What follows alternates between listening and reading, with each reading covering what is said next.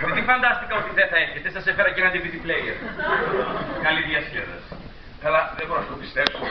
Αυτό που μου συμβαίνει με αυτόν το τζιμού. Καλά, άστο να τον πω. Πες μου σε σόκαρα με αυτά που είπα πριν. Εντάξει, Τζόνι, όχι. Είμαι πολύ κολακευμένη που ένας επώνυμος διάσημος μιλάει με μια απλή γυναίκα. Μα τι λες τώρα μεταξύ μας.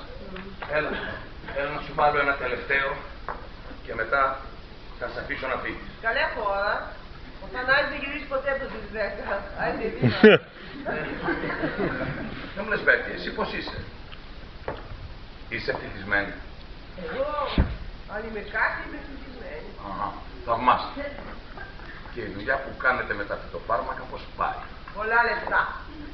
Σε αυτό το τομέα ο Θανάσης είναι άψογος. Και σε ποιο τομέα ο Θανάσης δεν είναι άψογος.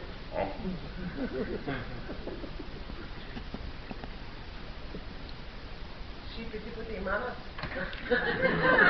Όχι, τι να μου πει, έβγαλε κάτι να μου πει. Βγάζεις νόμα για τον γάμο. Όχι. Υπενήσεις σε κάτι. Όχι, μα το θέλω. Γιατί εγώ έχω ένα πολύ ευτυχισμένο γάμο το μου. Όχι, σε παρακαλώ, ηρέμησε, μην ταράζεσαι, μάλλον θα σε πείρασε το ποτό, παιδί μου, μου σφαγγεί μου κάτι να πάρεις. Όχι, δεν θέλω, θέλω. Θα γυρίσει ο Θανάσης στις 7. Στις 6 δεν είπες πριν. Στις 6, στις 7, στις 9, στις 10, στις 12, στη 1, να γυρίσει, συγγνώμη, όταν θα γυρίσει. Δεν ξέρω, να γυρίσει, με συγχωρείς, δεν ξέρω τι λέω. Παρακαλώ, μάλλον πέτεις πολύ γρήγορα τα ποτά. Αλήθεια? Ναι. Βάλε μάλλον ένα να το πιο αργά. Δεν μου λες Πέτη, έχεις φάει τίποτα. 3 ελιές, τις εμπόφηκες κάτω στις σιώπες. Σήκω πάμε μέσα στην φωτοκάμερα να ξαπλώσεις, έλα. Τι νόημα έχει, Τζόνι. Έχει, έλα. Θα πεις πίσω στο πόλι μου και να βαπτίσεις μόνη. Να ξεζαριστείς μόνο, έλα. Πού με πας?